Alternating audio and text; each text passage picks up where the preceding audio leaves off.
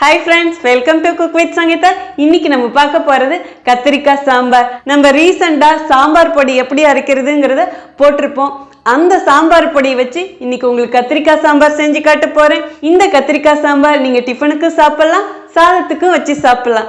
கல்யாண வீட்ல போனா நம்ம சாம்பார் சாப்பிடுவோம்ல அதே டேஸ்ட் இருக்கும். அதே மாதிரி ஹோட்டல்ல போனா சாம்பார் சாப்பிடுவோம்ல அந்த டேஸ்டும் இருக்கும். எப்பறாப்பா இது ரெண்டும் சேர்ந்த டேஸ்ட் இந்த ஒரே சாம்பார்ல வருமா அப்படின்னு நீங்க நினைக்கலாம். நீங்க எந்த ஊர்ல எந்த நாட்டுல இருந்தாலும் சரி, நான் அரைச்ச இதே மாதிரி சாம்பார் பொடி போட்டு நீங்க எந்த காயா இருந்தாலும் சாம்பார் வச்சு பாருங்க, அவ்வளோ ருசியா இருக்கும். எல்லாரும் வைக்கிற மாதிரி நான் இந்த சாம்பார் வைக்க போறது கிடையாது. சங்கீதாவுக்குன்னு ஒரு ஸ்டைல் இருக்கு. ரொம்ப எளிமையான முறையில சங்கீதா ஸ்டைல இந்த சாம்பார் வச்சு காட்ட போறேன். நம்ம சேனலை யாரெல்லாம் என்ன சப்ஸ்கிரைப் பண்ணலையோ சப்ஸ்கிரைப் பண்ணுங்க. ப்ளீஸ் கீழே இருக்கிற பெல் பட்டனை மறக்காம ஆள் கொடுங்க. அப்பதான் நான் போற வீடியோ உங்களுக்கு உடனே வரும். வாங்க இப்போ எப்படி செய்யறதுன்னு பார்க்கலாம். கத்திரிக்காய் சாம்பார் பண்றதுக்கு கொஞ்சமா இப்போ நம்ம ஃபர்ஸ்ட் தேங்காய் அரைச்சிக்கலாம். இதுக்கு ஸ்பெஷலே நம்ம இந்த தேங்காய் அரைச்சி ஊத்துறது தான். 2 டேபிள் ஸ்பூன் தேங்காய் துருவல் எடுத்திருக்கேன். அதுவும் ஒரு மிக்சி ஜாரில் போட்டுக்கலாம். இந்த தேங்காய் அரைக்கிறதுக்கு கொஞ்சமா தண்ணி ஊற்றிக்கலாம்.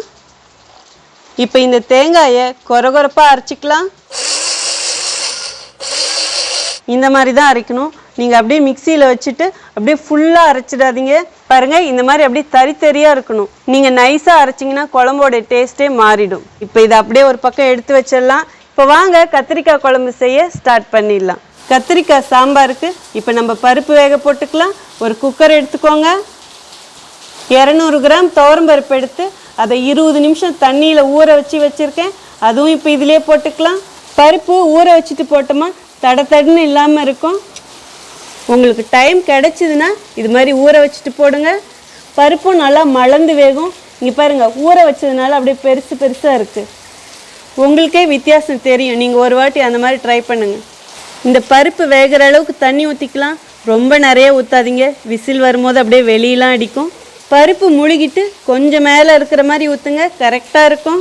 1/2 டீஸ்பூன் மஞ்சள் பொடி போட்டுக்கலாம்.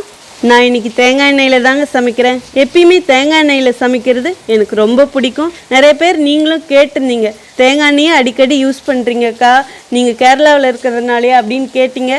அப்படி இல்லை, சின்ன வயசுலேருந்தே நான் பழகிட்டேன்.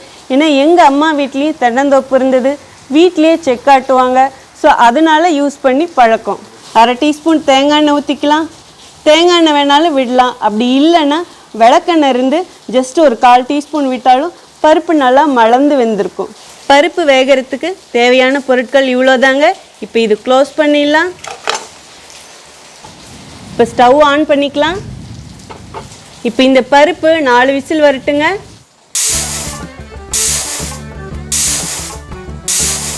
விசில் வந்துருச்சுங்க. இப்போ ஸ்டவ் ஆஃப் பண்ணிடலாம். கத்திரிக்காய் சாம்பார் பண்ணுறதுக்கு ஸ்டவ் ஆன் பண்ணி ஒரு பாத்திரம் வச்சுட்டேன். தேவையான அளவு எண்ணெய் ஊற்றிக்கலாம். 1 டீஸ்பூன் கடுகு போட்டுக்கலாம். வெந்தயம் 1/4 டீஸ்பூன் போட்டுக்கலாம். ஜீரகம் 1/2 டீஸ்பூன் போட்டுக்கலாம். காஞ்ச மிளகா 3 போட்டுக்கலாம். இப்போ இதெல்லாம் செவக்கட்டும். அடுப்பணல் கம்மியாக வைங்க. ஒரு கைப்பிடி சின்ன வெங்காயம் உரித்து வச்சுருக்கேன், அதுவும் போட்டுக்கலாம். சின்ன வெங்காயம் முழுசாகவே இருக்கட்டுங்க. இப்போ அடுப்பணலை மீடியமாக வச்சுக்கோங்க. இந்த வெங்காயம் அப்படியே நல்லா செவக்கட்டுங்க. அப்படியே சுட்ட மாதிரி ஆகணும். அப்போ தான் அந்த சாம்பாருக்கு நல்ல மனம் கொடுக்கும். பாருங்கள், வெங்காயம் இந்த அளவுக்கு செவந்தா போதுங்க. இப்போ கொஞ்சமாக கருவேப்பிலை போட்டுக்கலாம். இதுவும் கிளறி கொடுங்க. பழமாக 3 தக்காளி கட் பண்ணி வச்சுருக்கேன், அதுவும் போட்டுக்கலாம். இப்போ இதுவும் கிளறி கொடுங்க. இப்போ அடுப்பணல் குறைச்சி வச்சுடுங்க. இந்த தக்காளி வதங்கிறதுக்குள்ளே நம்ம கத்திரிக்காயை கட் பண்ணிக்கலாம். பாருங்கள், கத்திரிக்காய் 400 கிராம் எடுத்திருக்கேன். கத்திரிக்காய் சாம்பார் பண்ணுறதுக்கு முன்னாடியே காய் கட் பண்ணக்கூடாது, அது கார ஸ்மெல் வந்துடும். கத்திரிக்காயில் இந்த காம்பை எடுக்காதீங்க, ஏன்னா சாம்பாருக்கு இதிலேருந்து நல்ல ஒரு வாசனை கிடைக்கும். கத்திரிக்காய் முனையை லைட்டாக கட் பண்ணிவிடுங்க. இது சின்ன காயாக இருக்கிறதுனால ஜஸ்ட் நான் அப்படியே 2ஆக பொளந்து போடுறேன். அவ்வளோதான், நான் இப்படி தான் போட போகிறேன். இதே நீங்கள் பெருசாக இருந்தால் 4ஆக கூட கட் பண்ணி போட்டுக்கலாம். இப்போ இது பக்கத்துலேயே ஒரு கிண்ணத்தில் தண்ணி வச்சுருக்கேன், அதில் போட்டுக்கலாம். எனக்காக ஒரு வாட்டி இந்த காம்பு கட் பண்ணாமல் வச்சு பாருங்கள். அப்புறம் நீங்களே குழம்போட டிஃப்ரென்ஸ் பாருங்கள் எப்படி இருக்குன்னு. அதாவது வெங்காயம் தக்காளிலாம் வதங்கிட்டு இருக்கும்போது இந்த காயை கட் பண்ணணும். பாருங்கள், இந்த மாதிரி காயை கட் பண்ணி எடுத்துக்கணும். பாருங்கள், தக்காளி வதங்கி அப்படியே கொஞ்சம் தண்ணியெலாம் வெளியே வர ஆரம்பிச்சிருச்சு. தக்காளி ஃபுல்லாக வதங்க வேணாம். இங்கே பாருங்கள், அங்கங்கே அப்படியே பீஸ் பீஸாக இருக்கணும். எனக்கு இந்த மாதிரி தக்காளி அப்படியே சாப்பிடும்போது பீஸ் பீஸாக கிடைக்கணும், ரொம்ப பிடிக்கும்.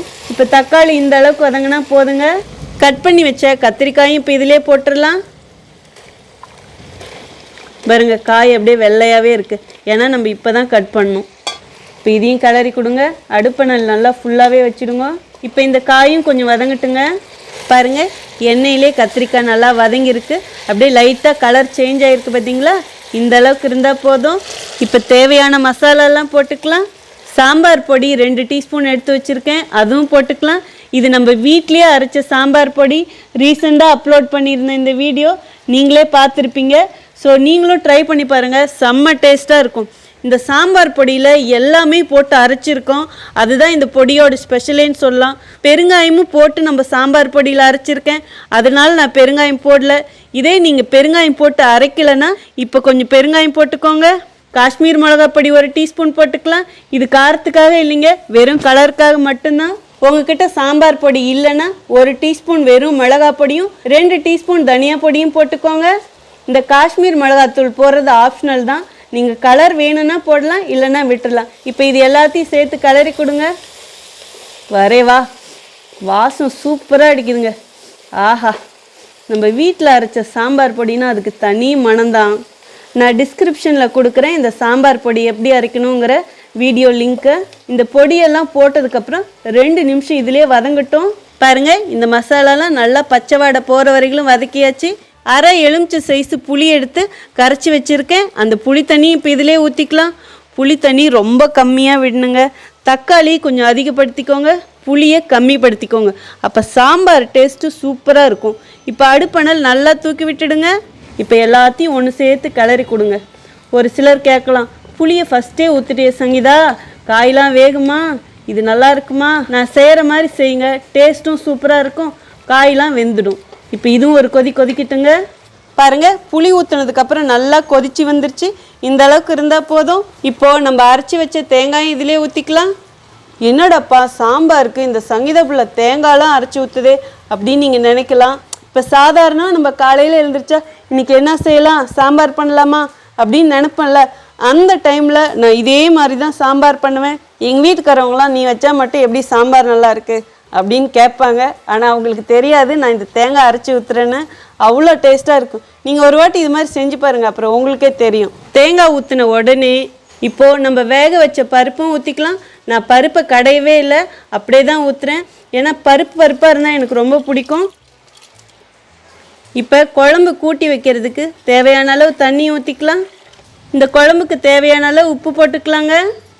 இப்போ எல்லாத்தையும் ஒன்று சேர்த்து கிளறி கொடுங்க.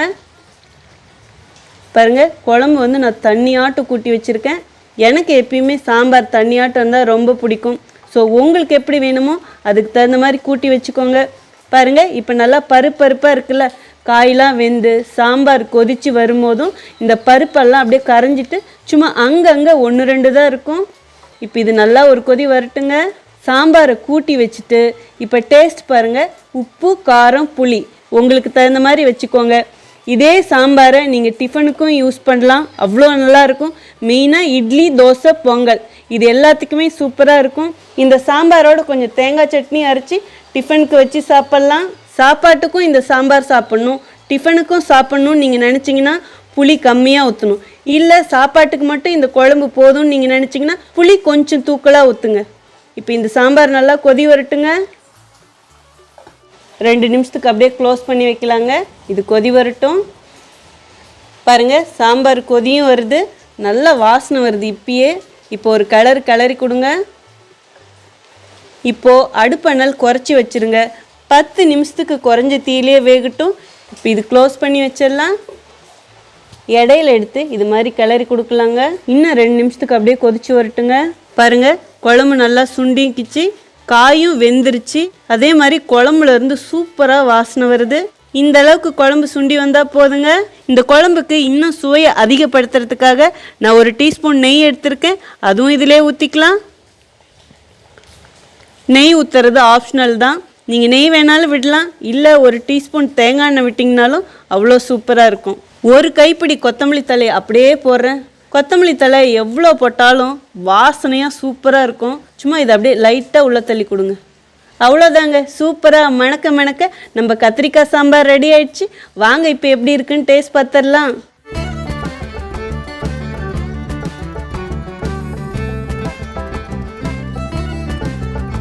கத்திரிக்காய் சாம்பார் கல்யாண வீட்டு கத்திரிக்காய் சாம்பார்னு சொல்லலாம், ஹோட்டல் சுவை கத்திரிக்காய் சாம்பார்னு சொல்லலாம்.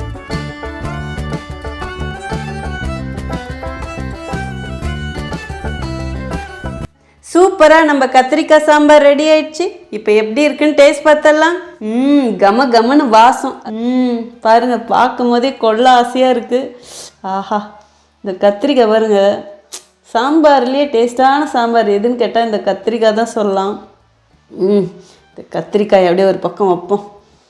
அப்படியே நெய்யெல்லாம் ஊற்றிருக்கு மேலே, சும்மா எல்லாத்தையும் குழச்சிட்டு பாருங்க. எனக்கு வந்து எப்பயுமே கொஞ்சம் தனியாட்டம் இருக்கணும் சாம்பார், அது ரொம்ப பிடிக்கும். அதாவது காரம், உப்பு, புளிப்பு எல்லாம் அப்படியே கச்சிதமாக இருக்கணும். ஸோ தண்ணியாட்டம் இருந்தால் சல்லுன்னு இருக்கக்கூடாது. நம்ம இந்த மசாலாலாம் கரெக்டாக போட்டால் தான் தண்ணியாட்டம் இருந்தால் கூட அது ருசியாக இருக்கும். பருப்பு போட்டு குழம்பு வைக்கும் போது எப்பயுமே ஃபஸ்ட்டு கொஞ்சம் தண்ணியாட்டம் இருக்கிற மாதிரி இருக்கும். கொஞ்சம் ஆறுனதுக்கப்புறம் பார்த்திங்கன்னா கரெக்டாக இருக்கும். இப்போ இந்த சாதத்தை எடுத்து அப்படியே இந்த சாம்பாரில் போட்டு, அதுவும் நெய் எடுத்து அப்படியே நெய் ஊற்றின பக்கம் எடுங்க. அப்படியே கொஞ்சம் அப்படியே இது மேலே வைங்க. நல்லா சாம்பார் சாதம் மாதிரி அப்படியே குழைங்க. நான் சொன்னேன்ல தக்காளி அப்படியே கிடைக்கணும்னு. இப்போ இது மேலே வச்சுருவோம். அப்படியே கை நிறையா எடுத்து வாய் நிறையா போடுவோம். செம்மையாக இருக்கும், சான்ஸே இல்லை. நான் சொன்னால் உங்களுக்கு புரியாது. பாருங்கள், இந்த சாம்பார் பொறுத்த வரைக்கும் நான் நிறைய புளி ஊற்றலை, கம்மியாக ஊற்றிருக்கேன். பரட்டினாப்பில் சாப்பிட்டா நல்லா இருக்காது. அப்படியே நல்லா குழச்சாப்பில் எடுத்து கை நிறைய எடுத்து சாப்பிட்டு பாருங்கள், அவ்வளோ பிரமாதமாக இருக்கும். இந்த கத்திரிக்காய்க்குன்னு ஒரு வாசனை இருக்குல்ல, அது வருதுங்க. அதே மாதிரி சாம்பார் பொடி தான் இதில் ஹைலைட்னு நான் சொல்லுவேன். சாம்பார் பொடியை அரைச்ச வீடியோவிலேயே உங்ககிட்ட சொன்னேன். நான் அடுத்து வர ரெசிப்பியில் நம்ம சாம்பார் பொடி வச்சுட்டு உங்களுக்கு ரெசிபி செஞ்சு காமிக்கிறேன்னு சொல்லிவிட்டு, இந்த கல்யாண வீட்டிலலாம் போனால் நம்ம சாப்பிடுவோம்ல, எப்பட்றாப்பா இவங்க வச்சா மட்டும் இவ்வளோ சூப்பராக இருக்குது அப்படின்னு நம்ம நினைப்போமா இல்லையா? கல்யாண வீட்டில் சாப்பிட்றதுனா எல்லாருமே ஆசைப்படுவோம். நான் சொன்னேன்ல, இங்கே பாருங்கள், பருப்பு கொஞ்சம் கொஞ்சம் தெரியுது. இங்கே பாருங்கள், இந்த மாதிரி இருக்கணும், அதுதான் டேஸ்ட்டு. அதே மாதிரி தேங்காய் அரைச்சி ஊற்றுறோம் பாருங்கள், அதுக்கு ஒரு டேஸ்ட்டு. தேங்காய் கம்மியாக இருக்கணும், ரொம்ப போடக்கூடாது. தேங்காய் கம்மியாக இருக்கணும், அதே மாதிரி கொரகொரப்பாக அரைக்கணும், அப்போ தான் டேஸ்ட்டு. இப்போது அப்படியே அந்த பெருசாக இருக்கிற கத்திரிக்காய் எடுத்து சாப்பிட்ருவோம். இங்கே பாருங்கள், கத்திரிக்காய் அப்படியே எப்படி வெந்திருக்குன்னு கரெக்ட் பதமாக இருக்குது. அதே மாதிரி ஓவராகவும் குக் ஆகலை. இதே மாதிரியே போடுங்க. நீங்கள் சாப்பிடும்போது அப்படியே இந்த கத்திரிக்காய் மட்டும் சாப்பிட்டுட்டு இந்த காம்பு வேணான்னா நீங்கள் தூக்கி போட்டுடலாம். அதே மாதிரி காய் எப்பயுமே நான் பெருசாக தான் கட் பண்ணி போடுவேன், எனக்கு ரொம்ப பிடிக்கும். நீங்களும் இதே மாதிரி நான் சொன்ன ஸ்டைலில் ட்ரை பண்ணி பாருங்கள், அப்புறம் உங்களுக்கே தெரியும். இப்போது இந்த கத்திரிக்காயும் அப்படியே ஒரு கைப்பிடி சாதமும் உங்களுக்கு சாப்பிடணுன்னு தோணுதா இல்லையான்னு நீங்களே சொல்லுங்கள். அப்படியே எடுத்து அடிக்க போகிறேன். வரேவா, செம்மையாக இருக்குங்க. ரொம்ப மைல்டாக இருக்குது, காரம் அதிகமாக இல்லை. நான் வச்ச மாதிரியே வச்சு பொங்கல், இட்லி, தோசை இது எல்லாத்துக்கும் சாப்பிட்டு பாருங்கள். என்னால் ஸ்டாப் பண்ணவே முடியல, ரொம்ப சுவையாக இருக்குது. கண்டிப்பாக இந்த ரெசிபி உங்கள் எல்லாருக்கும் ரொம்ப யூஸ்ஃபுல்லாக இருக்கும். நம்ம குக் வித் சங்கீதா சேனலில் இருக்கிற என்னுடைய அத்தனை ஃபேமிலி மெம்பர்ஸும் கண்டிப்பாக இந்த சாம்பார் ட்ரை பண்ணி பார்க்கணும். ஏன்னா சாம்பார் வைக்காத வீடே இல்லைன்னு சொல்லலாம். நீங்களும் இதே மாதிரியே ட்ரை பண்ணி பார்த்துட்டு எப்படி இருக்குன்னு சொல்லிட்டு கமெண்ட் பாக்ஸில் சொல்லுங்கள். உங்களுக்கு இந்த வீடியோ பிடிச்சிருந்தா ப்ளீஸ் மறக்காமல் ஃபஸ்ட்டு ஒரு லைக் கொடுத்துருங்க. ரொம்ப ரொம்ப பிடிச்சதுன்னா உங்கள் ஃப்ரெண்ட்ஸ் அண்ட் ஃபேமிலிக்கு ஷேர் பண்ணுங்கள். உங்களுக்கு என்ன ரெசிபி வேணுமோ அதுவும் கமெண்ட் பாக்ஸில் சொல்லுங்கள். இதே மாதிரி அடுத்த ஒரு ஸ்பெஷல் வீடியோவில் உங்களை சந்திக்கிறேன். Until then, see you, bye bye, love you all.